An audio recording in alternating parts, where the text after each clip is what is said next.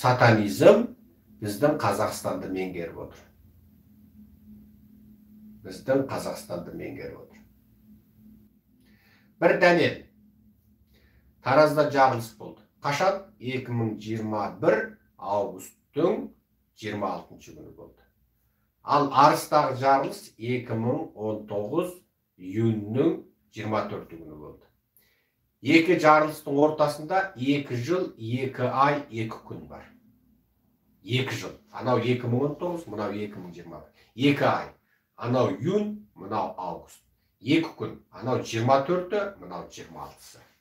2 жыл, 2 күн, 2 ай бар. Ендігі келесі кезектегі жарылыс, егер мына сатанистердің жоспарын ашып қойдық, олар да өзгереді.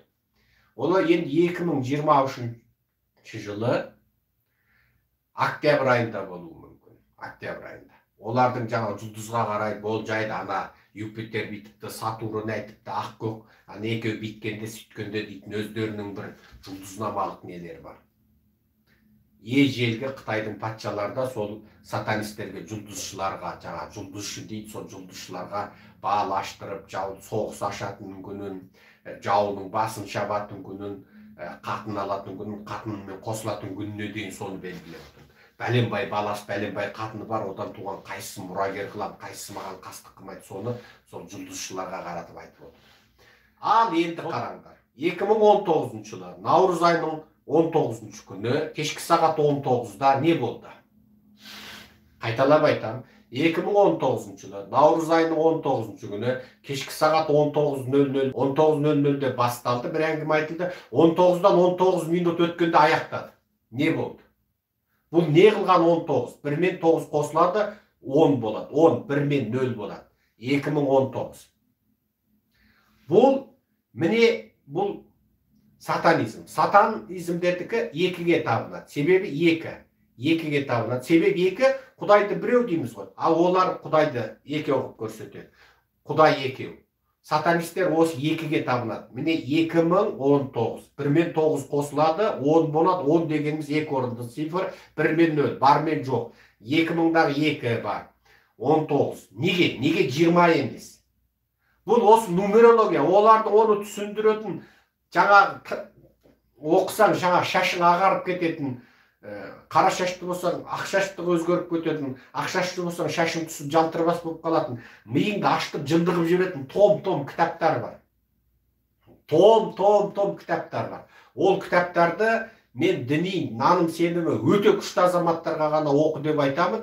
Ал былайынан бала күніңнен тастай болып, халал жеп өскен, халал некеден туған, арам жемей, жаңа өзіңді таза сақтаған болмасаң, ана кітапты оқыдың, бірден адасасың, бірден жаңа жүнжеп, жабақты ішіп, қоңыз теріп кетесің. Мен ескертіп тұрып айтамын. Ондай кітаптарды оқыдың, адасасың. Ал осы сатанистер билікте отырады. Олар черный магия, қара сиқырмен айналысады. Олар адамдардың ойын тәуелсіз ойлаудан кетіреді. Адамдар егер иманы күшті болмаса, наным сенімі берік болмаса, ол адасады, міндетті түрде адасады. Сендер оны жайден жай мынау конспирологиямен адамдар үрейлендіріп, жаңағы конспирологиялық үрейлендіру, жаңағы жоқтан бар ету деп ойламаңдар. Бұның барлығында сондай әңгіме жатыр. Ал қайткенде Қазақстанның халқы қазір өзін меңдеп алған, бір нас басқан, осында үрей басқан, не жақсылық жоқ, кілең, Қазақстаннан тек жамандық, бүкіл дүниеде міне ковид жеңілдеп жатыр, Қазақстанда қынадай қырып жатыр, Өзбектің өзі Америкадан вакцина алып жатыр, бізде сорлы Қытайдың вакцинасымен адамдар вакцинадан өліп жатыр. Мына бізде тек апат, міне қағыр, биыл міне Қазақстан жерінің 70-80% спутниктен қарасаң қағыршылық апат. Бізде орыстың кең даласынан полигон жасамай, Алматының іргесінде полигон жасап жатыр. Алмат, Ақтөбең, анау осыда біткен Семейіңді 554 мәрте атоммен құртты. Шығыс Қазақстан Семейің тұтас ауру халқы. Анау Байқоңырдан орыстың жаңа ракетасын атуға қайта рұқсат беріп қойды. Ол айналасы анау Қызылордадан тартып отырып, Ақтөбең тұтасыменен полигонмен уланды. Bir тал гептил бір қалаға түссе, сол қаланың миллион халқы шашып түсіп қалады. Bir тал гептил бар жерге 1000 жыл жаңағы жақсы жаңағы қасиеті өзгермейтін нәрсе шықпайды. bir грамм гептил bir қаланы құртуға жетеді. Ал бізде ол 3000 тонналап, бір тоннада 1000 келе бар. 1000 келенің әр келесінде 1000 грамм бар. 1 граммы 1 миллион адамды құртуға жететін сол гептил біздің жерімізде бір құлағанда 3000 тоннадан құлайды. Сол сен экологиямызды бүлдірдің деп Байқоңырды жаппайды. Ақтөбең бітті, Қызылордаң бітті, Жезқазғаның бітті, Семейің бітті. Шымкентіңде уранды ашады. Шымкентіңдегі ураныңды Франция мен Орысқа беріп қойды. Бүкіл Шымкентіңнің елді мекенін аралап отыр, камаздар тасиды. Шымкентің бітті.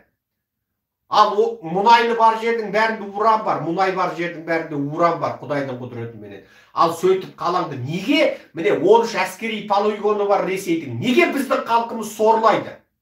Неге? Мынау жер әлемде ешқандай елде самолетпен дәрі шашып жүрген жоқ. Қаншама елді көріп жүрміз. Неге Қазақстанда бүгін дәрі шашады, ертең бүкіл ел ауырады тамақ ұстап? Неге коронавирус мемлекеттік докторханаға барғанның бәрі өліп жатыр? Неге бүкіл докторлар алдына келіп еңіреп жылап жатқан адамды қарамайды? Докторхананың ішінде бір укол салмай коронавирустан адамдар өліп жатыр. Бір укол, бір дәрі берілмейді. Неге бүкіл ақшаны бюджетті жегізіп қояды, оның бәрі сотталмайды? Бұның барлығы жоспарлы түрде қазақ халқын қыру үшін жасалып отыр. Қазақ халқын халық ретінде, ұлт ретінде жою үшін жасап отыр.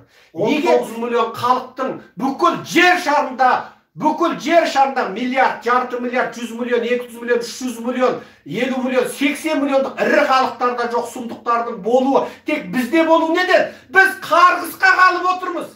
Біз сиқырланып отырмыз. Мүмкін емес біздің сондай сүйкімсіз сұмырай халық болуымыз. Бізді дуалап отыр. Біз Құдайдың назарынан қалып, біз сайтанның басқаруын өтіп кеттік. Неге 100 миллион неміс француздардан сондай сұмдық шықпайды? Неге миллиард үндімен Қытайдан сондай сұмдық шықпайды? Педофилизм неге үндімен Қытайда жоқ? Неге жер шарында бізден көп Жапоның бар, Латын Америкаң бар, Африкаң бар, сондай сұмдықтар шықпайды? Неге жас жеткіншектер мен қыздарды зорлаудан, кемалаттан асқан қыз жігіттерді зорлаудан, өз-өзіне қол жұмсаудан, адам өлтіруден біз сонда сондай сұмырай Құдайдың қарғысына қалған қауымбыз ба? Біз сонда жоқ. Біз адасқан қауымбыз. Бізді сиқырлап отыр, бізді дуалап отыр. Себебі біз Құдайдың бірлігін, барлығын, пәктігін, хақтығын, ежелден бар мәңгілік теңі жоқ, теңдесі жоқ екендігін ұмыттық, харам жедік. Ақиқатшыл болмадық, Алланың сызығынан айырылдық. Алланың берген ақиқатын тек ауызда айттық, жүректен сеніп иман келтірмедік. Біздің аталмыш діндарларымыздың өзі, олардың діні аузында, жүрегінде емес. Олар да сол мүдде үшін, мәнсап үшін, жақсы жеп міну үшін, аудандық, облыстық, қалалық мешіттердің имамы болу үшін, інісі қатыны бір жерде тендер алу үшін, жол салу үшін, сол парақорлармен жемтіктес, харам жеді, зинаға барды, күнәһар болды. Сондықтан олар да Құдайдың назарынан қалды. Сондықтан